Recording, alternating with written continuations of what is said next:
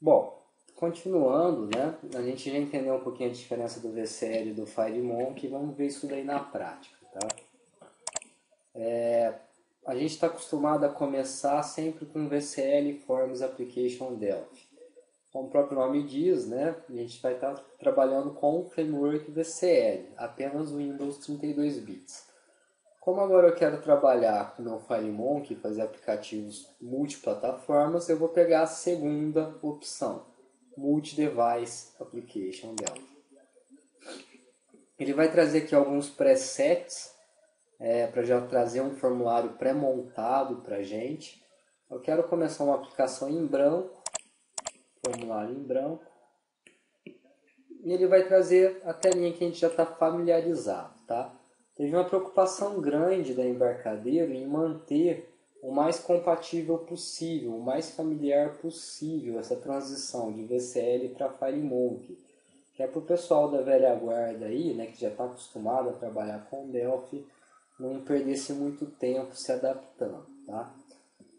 Então a gente continua tendo o nosso formulário, que a gente pode redimensionar à vontade, né? A gente continua tendo as propriedades e os eventos do nosso formulário. Muitas propriedades e muitos eventos são exatamente iguais ao que a gente tem no VCL, no caso aqui o border equals, né? Altura, largura, né? Então isso daí acaba não mudando, tá? Do mesmo jeito que a gente tinha na VCL, a gente tem no FireMonkey. Mas, né, claro que algumas coisas tiveram que ser mudadas. Por exemplo, eu não tenho mais na Additional meu BitBTN. Para FireMonkey não existe o botão BitBTN. Né? Eu tenho Speed Button, tudo. Tenho outros componentes que na VCL não tem, mas BitBTN eu não tenho mais. Eu posso usar um button, continua existindo, né? Se eu coloco um botão no meu formulário aqui, eu ainda tenho propriedade name, propriedade align, apesar de que no align agora tem muito mais opções que a VCL tinha, né? Tem focus, né? Algumas propriedades comuns, default, na VCL já tem, que vocês já estão acostumados a trabalhar, mas, né, eu tenho propriedades agora que se diferem um pouco, tá? Então, por exemplo, eu não tenho mais caption para mudar o texto do meu botão, né? Antes eu vinha aqui no meu botão, pegava a propriedade caption e alterava de botão 1 para OK. Não existe mais, né? Agora é text, igual acontece para o edit, né? Edit é text, botão é text, label é text, então acabou unificando isso daí, que em parte acaba facilitando a nossa vida, né? Não tem mais que ficar se preocupando com isso daí, tá?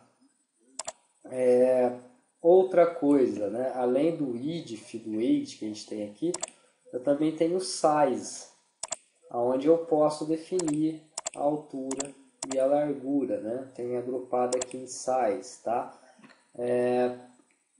Além do... Deixa eu achar ele aqui, né? Ou melhor dizendo, né? Eu não tenho mais ele aqui, né? Eu não tenho mais left e top. No lugar disso eu vou ter o position. E aí eu tenho o eixo X, que é horizontal, o eixo Y, que é vertical, né? Então se eu aumentar aqui a posição do eixo Y, meu botão desce, tá? Tá mais agrupado isso daí, né?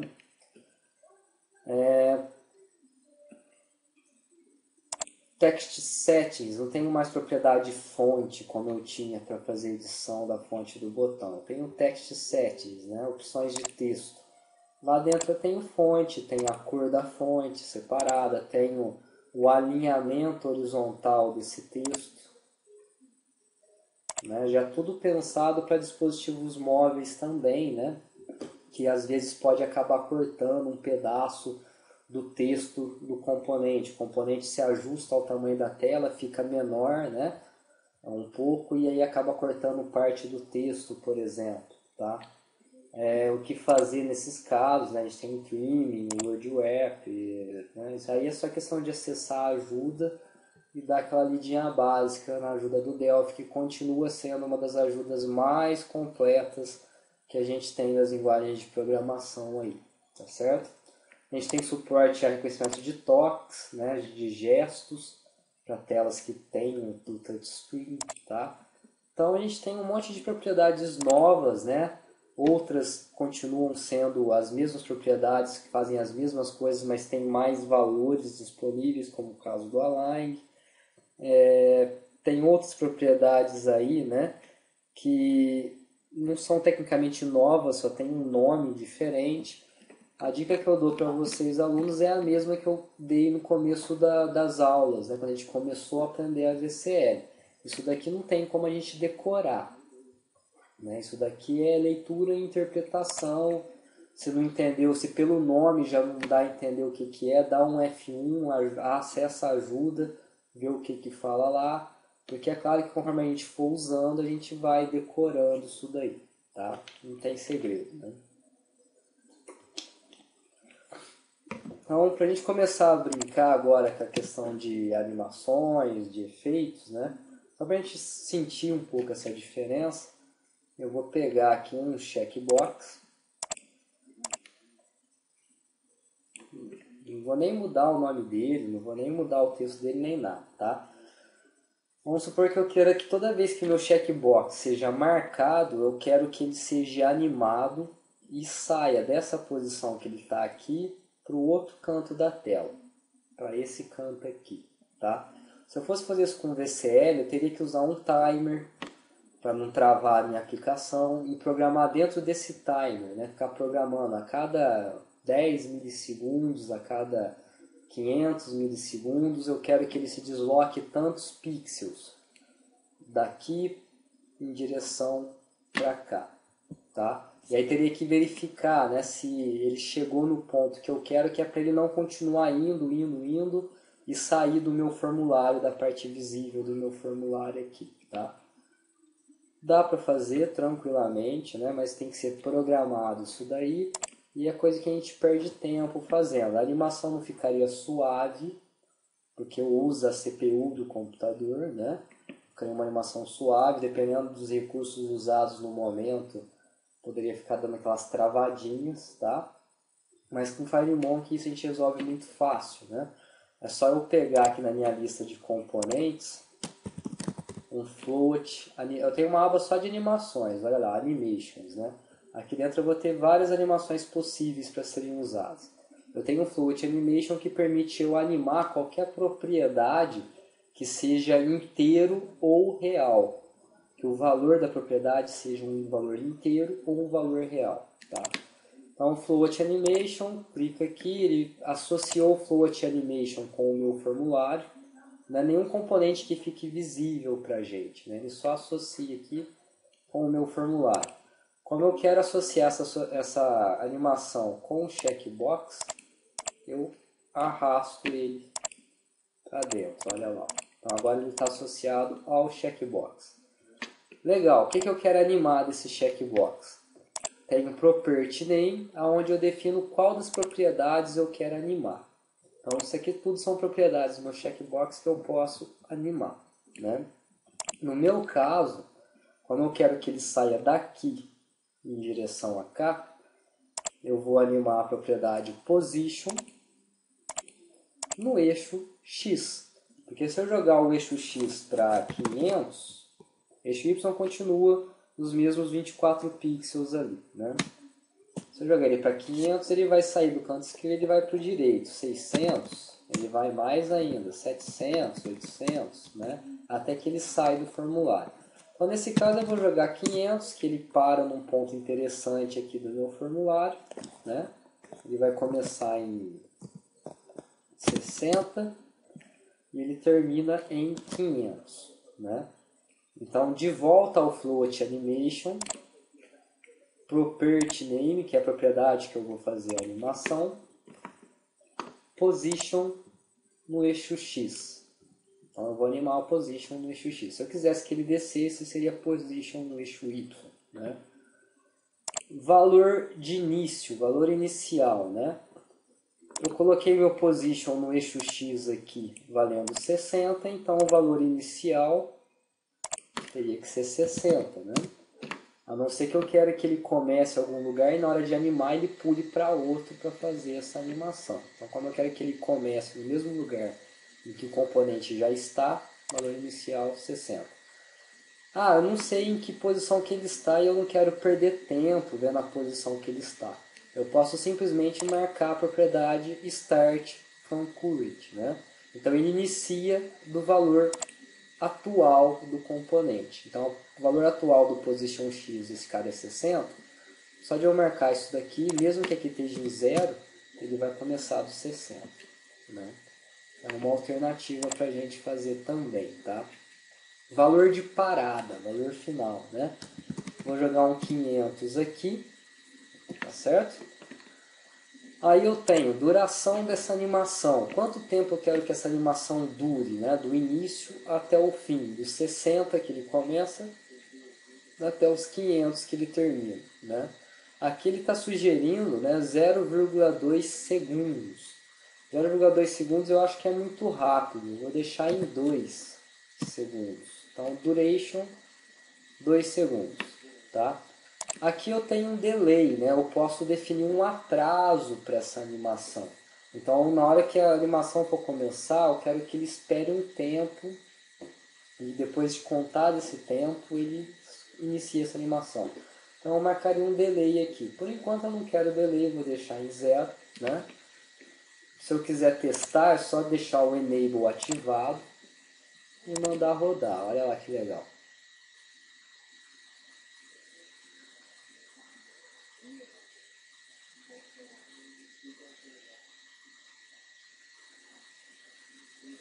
Então observe que só de eu mandar rodar no aplicativo, né, a animação apareceu o formulário, a animação já está em execução.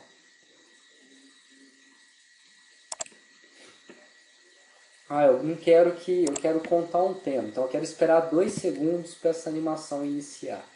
Eu defino o delay como 2. 1, 2, e aí ele inicia a animação, tá? Então isso que faz o nosso delay, né? Ah, eu quero que, não sei se deu para perceber, né, mas a animação está de forma linear, a velocidade da animação é constante.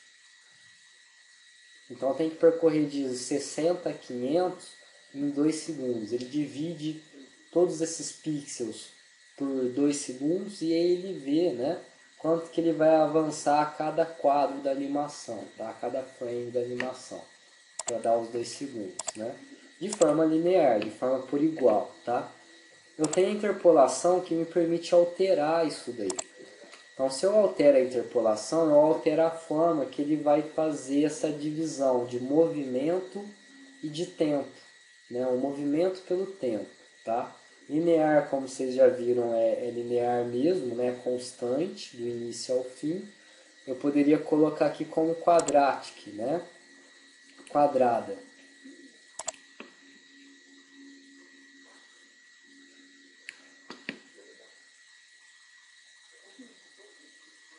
Então, não sei se deu para observar, mas ele começa devagar e vai acelerando até parar, né? Se eu quiser essa diferença ainda mais visível, eu posso colocar aqui cúbica, né? Cúbica, quártica, quíntica, né? Vai deixar essa diferença de ser mais devagar e ir acelerando rapidamente, né? Cada vez mais visível. Vou deixar um quadrática aqui, um quártica aqui, ó.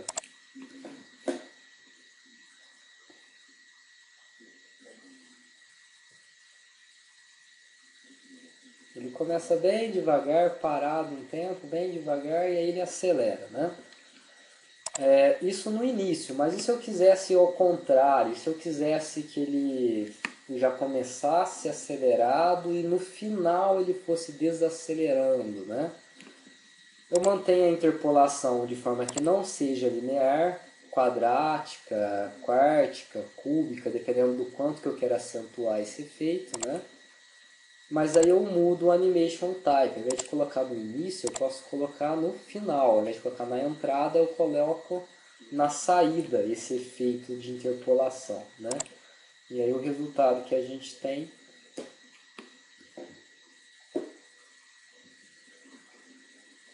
ele começa rápido e aí ele vai desacelerando, né?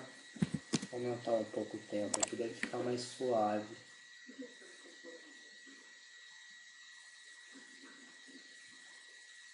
Ele começa rápido e vai desacelerando. Eu posso aplicar esse efeito da interpolação tanto na entrada da animação quanto na saída da animação. Eu coloco um in out aqui. Então a tendência é ele começar devagar, acelera no meio e depois reduz no final. Né? Fica uma animação mais fluídica pra gente, tá? Então basicamente é isso que eu consigo, né, alterar com o meu float animation. Né? Eu consigo o tipo de animação que está relacionado diretamente com a interpolação, a propriedade que eu vou animar, né? Eu posso rotacionar isso daqui, eu posso escalar, aumentar e diminuir o tamanho dele, né? Tanto faz. Tenho várias coisas que eu posso animar aqui, né? Tudo propriedades numéricas, com valores inteiros ou reais, porque é um float animation, né? Start from current, ele vai iniciar do valor atual da nossa propriedade que a gente escolheu animar, ou eu defino um valor inicial no start value. Stop value vai ser o valor que eu quero parar a minha animação, tá certo? Enable, a minha animação já começa ativa, né? Então só de abrir a aplicação, de abrir o formulário, essa animação já vai ser iniciada.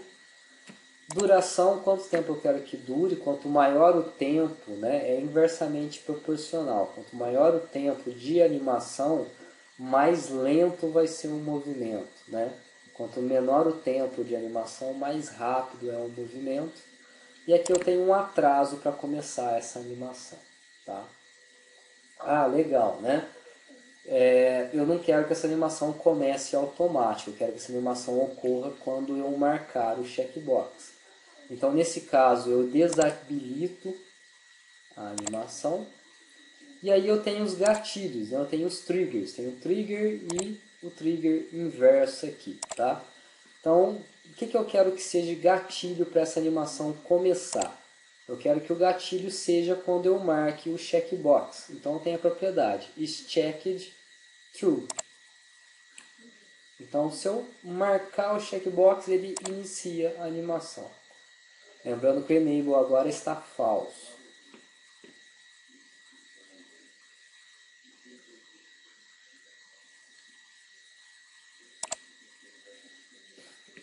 Opa. Para ficar melhor a resposta, eu vou tirar, agora que ele não inicia automático, eu vou tirar o delay.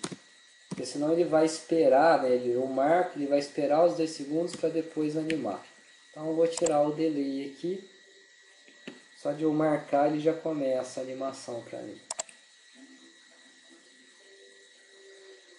Legal, né? Eu quero quando desmarcar o checkbox, eu quero que ele refaça o caminho inverso. Eu quero que ele volte essa animação que ele fez. Como se fosse um rebobinar a fita, né? No nosso vídeo aí, da nossa animação. Então eu tenho aqui o trigger inverso, onde eu posso marcar is checked false. Então se eu marco ele como checked, ele inicia a animação no sentido que eu defini. Se eu desmarco ele volta a animação do sentido que eu defini, né? Ele rebobina a fita pra gente.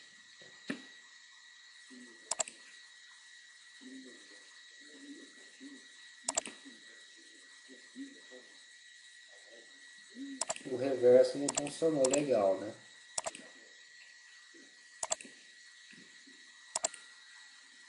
Trigger checked false.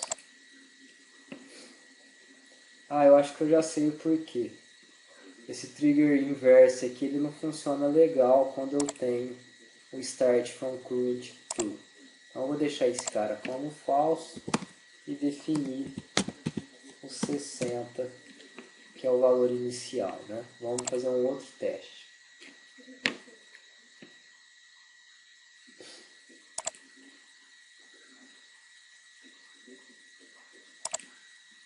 É isso daí.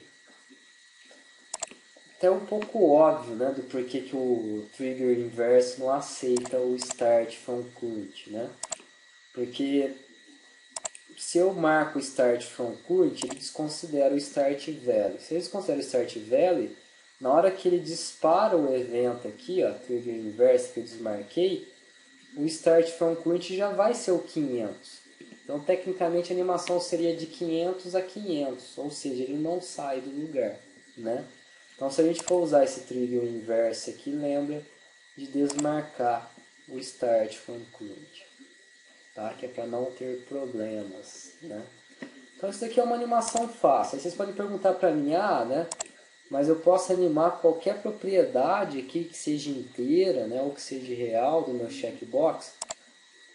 Qualquer propriedade, né? O Delphi ele já traz as opções aqui, ó, ele já traz esse símbolo de filme no valor da propriedade. Isso daqui é o Delphi dizendo para a gente que essa propriedade pode ser animada. Então, opacity, né? A gente tem um opacity aí que vai ser a opacidade do checkbox. Se ele está em 1, ele está visível. Se eu deixar ele em 0, ele fica invisível.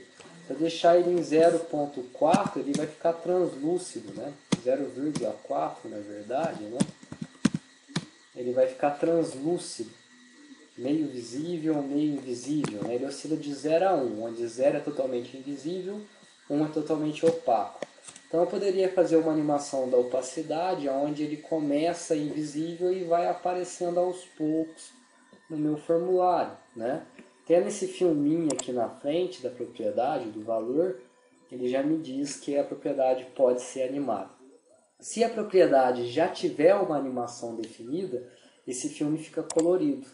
Igual acontece com o meu X aqui. Ó. Eu já tenho uma animação definida para ele, ele fica colorido, ele não fica cinza e branco.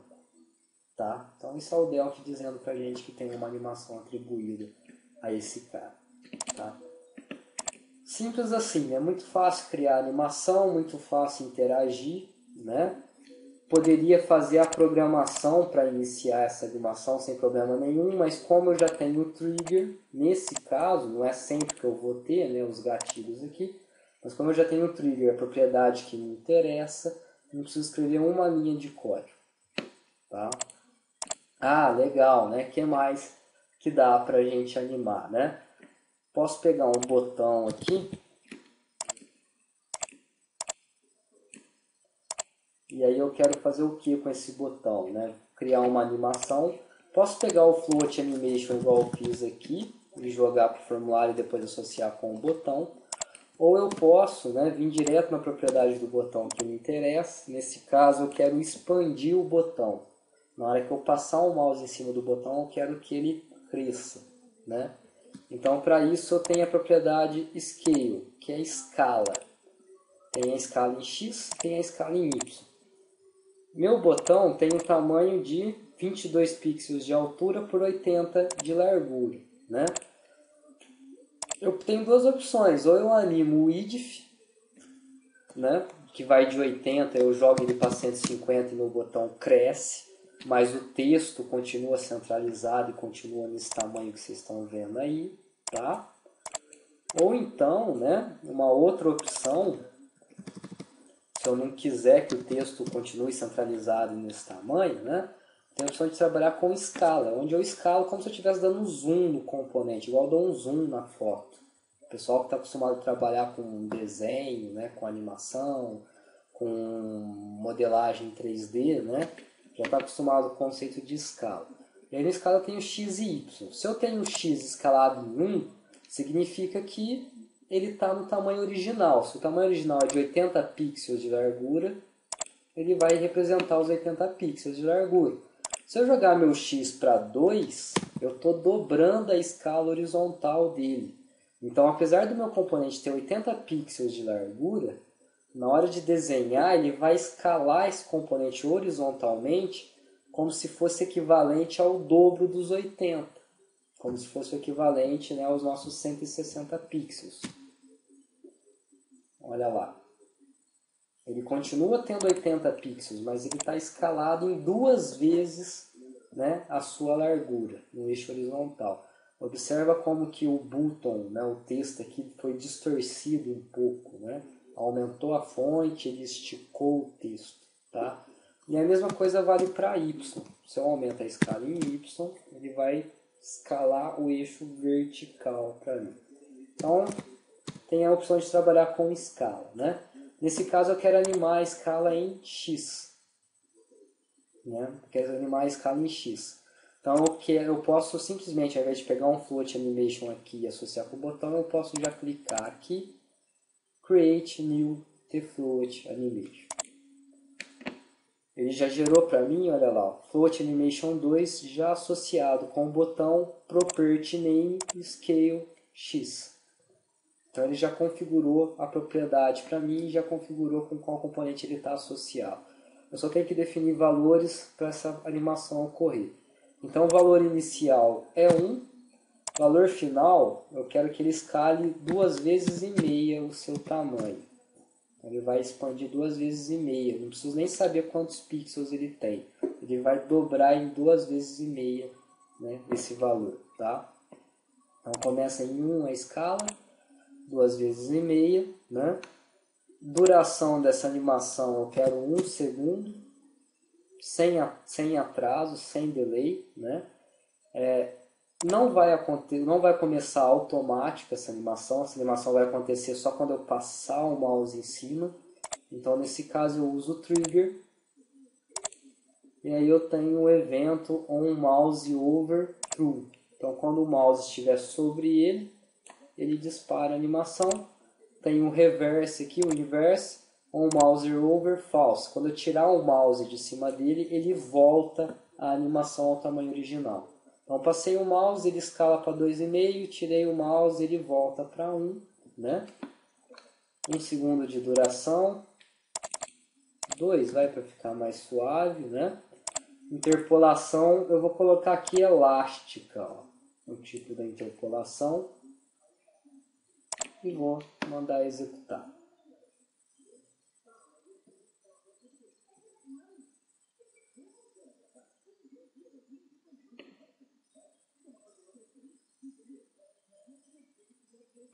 Então esse é o efeito da nossa interpolação elástica, né? Ele fica meio que puxando até conseguir, né?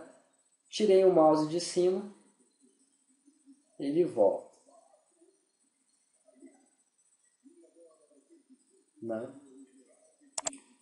Simples assim, né, pessoal? Muito fácil criar animação e brincar com as nossas propriedades numéricas aí, tá? Esse foi um tipo, né, de animação que a gente viu. Que mais que eu posso brincar, né? Tem outros tipos de animações que a gente pode trabalhar, tá? Claro que não vai dar tempo de ficar vendo todos, o vídeo já está ficando até grande, né? Mas ainda dá pra gente brincar com algumas, né? Eu posso brincar com animações de cores, por exemplo. Então se eu pegar um color...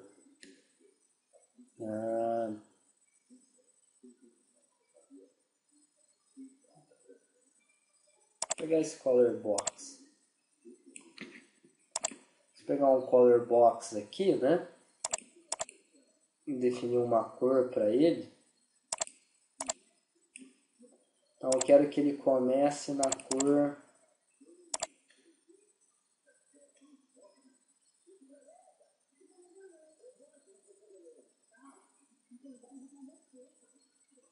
Não deu uma cor aqui fácil.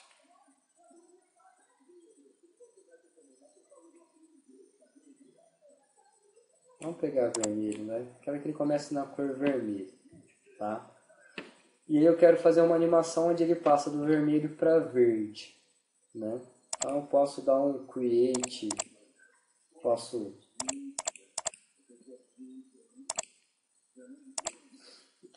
pegar aqui um color animation, associo com o meu color box, né? Property color, que é a cor que ele mostra pra gente. Valor inicial eu quero pegar o vermelho que já está aqui. Valor final, quero jogar para esse yellow green aqui. Tempo de duração, 1 segundo, sem interpolação linear mesmo, né? E eu quero que isso ocorra toda vez que eu passar o mouse em cima. Deixa eu tirar o Start from Current porque eu fiz o inverso aqui, ele não vai funcionar o inverso, né? Então, no caso aqui, como eu quero que ele funcione o inverso, vou definir a cor inicial.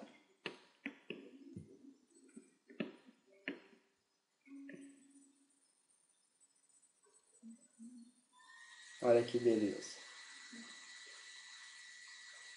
Aí eu faço uma animação de cor usando o Color Animation, tá? Então, alguns tipos de animações que a gente tem, posso trabalhar, né, com animações de imagens, tá? Eu acho que eu separei aqui na pasta algumas imagens para a gente trabalhar, ó, né? Então, eu posso trabalhar com animações de imagens, né? No caso aqui, vou trabalhar com essas duas fotos. Vou fazer uma transição, né, da imagem da nossa escola. Apesar da resolução estar baixa, né? Para a imagem da logo da nossa escola. Então, vou pegar um Image Viewer aqui, que é equivalente ao image que a gente tem na VCL. Propriedade bitmap, né? Não tem mais propriedade picture, propriedade bitmap, edit, carregar imagem, área de trabalho. Depois, se quiser, eu deixo disponível esses arquivos, né? Quem quiser testar isso daí, eu deixo disponível depois o arquivo junto com o vídeo. Stuff, começa nesse cara, ok.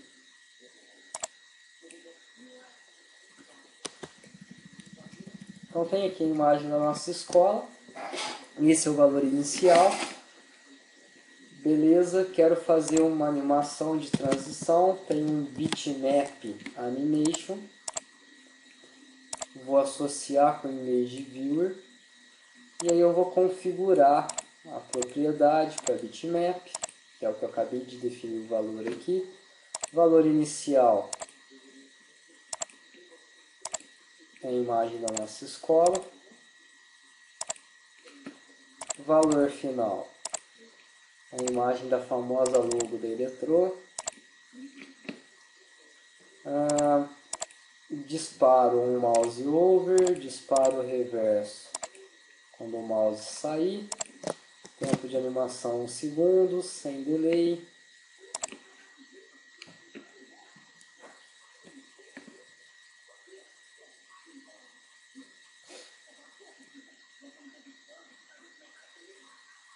Passo o mouse em cima, ele faz o intercâmbio das imagens para mim, né?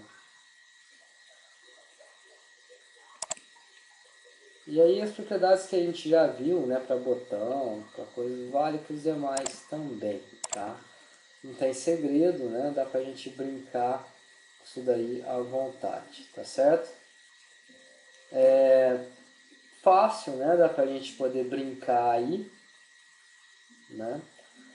Além do bitmap, do nosso bitmap animation que a gente viu aqui, né? Eu posso pegar um outro image aqui.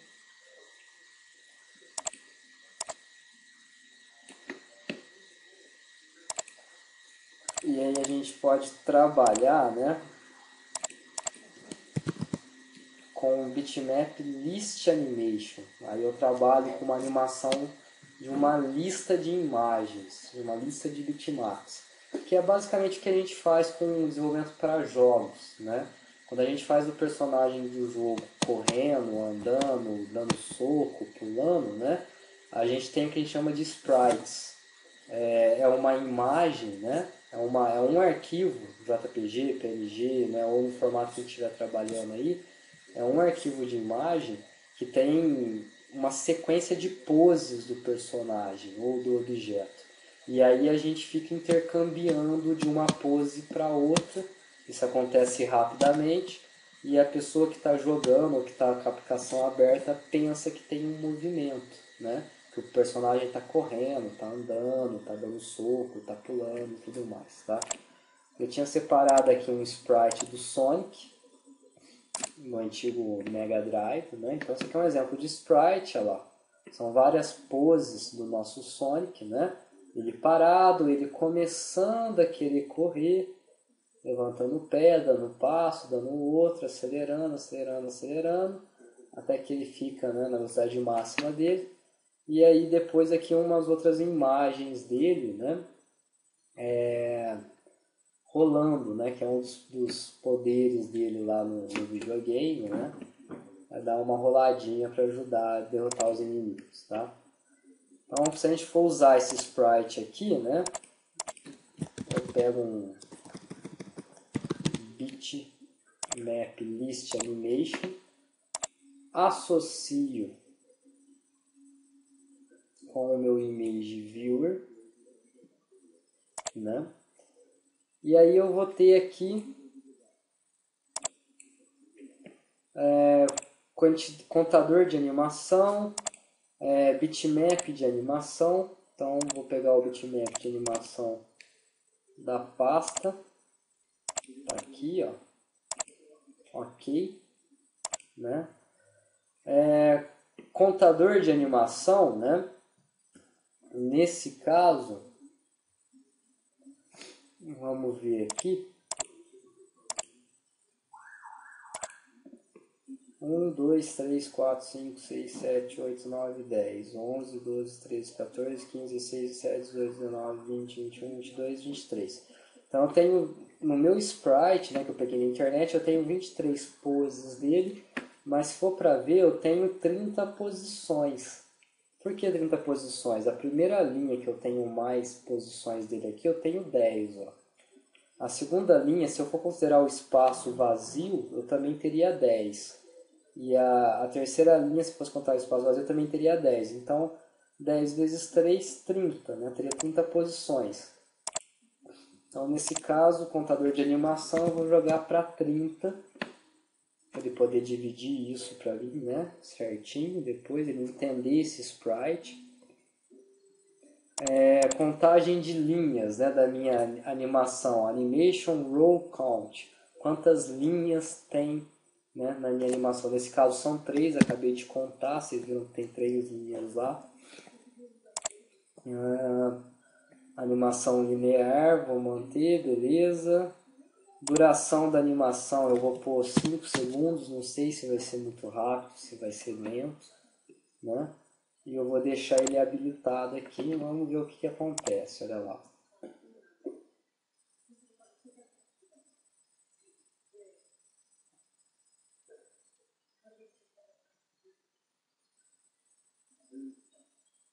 Opa, não subiu.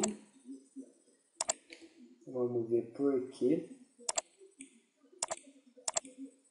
Esse é meu image.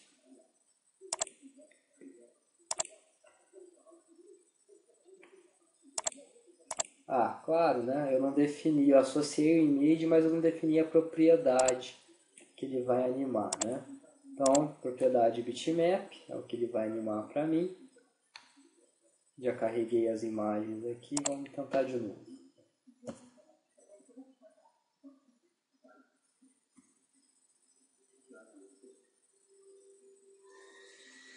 Esse é o efeito que a gente tem, né? Vou deixar a animação em loop, porque assim quando a animação chegar no final, ela recomeça, ela não para, né? Como ela está parando aqui. Tem a propriedade loop, é só marcar para true, diminuir para 4.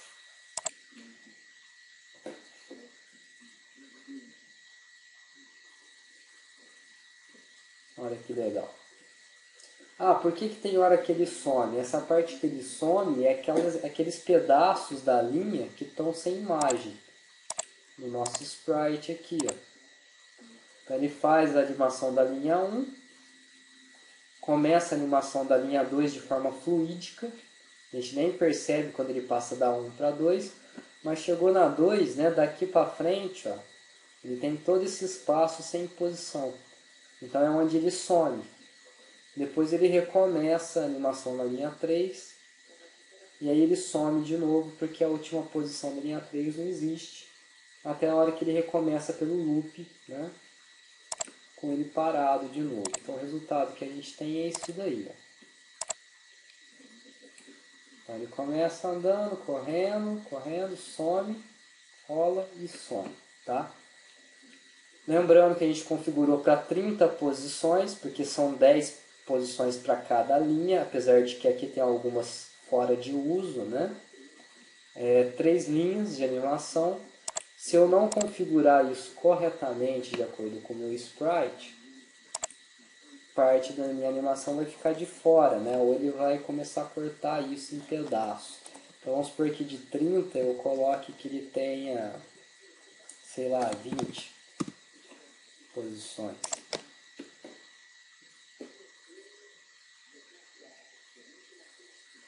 Olha o que ele fez, né? Ele já gerou aqui para mim, ó, a barra de rolagem. Olha como ele pega, não de forma fluídica, mas como se fosse, né, aqueles brinquedinhos antigos de animação, né, passando um filme lá. Então, se a gente não fizer casar certinho, ele não vai saber em qual tamanho ele tem que cortar cada pose do sprite. E aí ele vai cortar no lugar errado e vai começar a ter essa disformidade, né, na nossa animação. Tá? Então isso tem que ser pensado, né? O sprite que a gente for usar tem que ser pensado. Tá? Ixi, já foi 40 minutos de vídeo aula, né? Vou dar uma pausa por aqui, né? Depois eu já volto com uma nova videoaula mostrando não mais a questão de animações, já tá bom, né? Mas a parte de trabalhar com efeitos. Tá? Espero que vocês tenham gostado e até a próxima.